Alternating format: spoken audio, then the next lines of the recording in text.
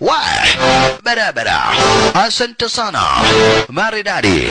Ala. Kisha, in case of danger, yeye atakuwa hapa basi stand by. Must go. Mfisadi. Lazima uende.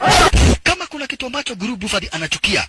Kama kuna kitu ambacho Guru Bufadi anachukia ni corruption. Corruption. Anachukia sana sasa bila shaka pale. Corruption. How did we get here? How did we get here?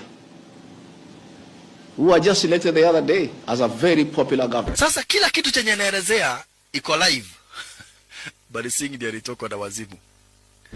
Yaani unaweza nianika namna hiyo. Wewe haujui leo kama hautarara kazi. Gata. Hujui mimi ni nani? Sasa kukawa na ugomvi baina ya Simhadri na Guru Bufadi. Washalala. Wakachora plan sasa. Kwa hivyo Simhadri akachora plan. Amekomboa majangili wengi zaidi. Waweze kumwangamiza. Waweze kucheki majangili. Waweze kumwangamiza sasa Guru Bufadi. Punde si punde kwa maroninga.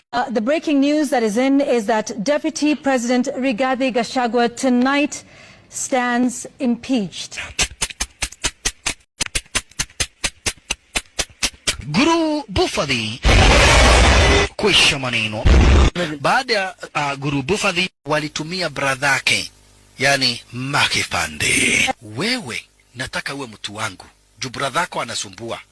Chagua kufanya kazi na mimi mapema. Juu kuwa adui yangu utapoteza kazi.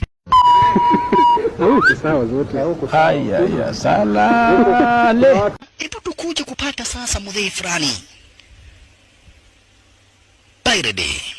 Kuna mudhee kwa jina hapa basi la Bairedi. Bairedi ndiye huyu. Bairedi ni mkuu sana kwa serikali.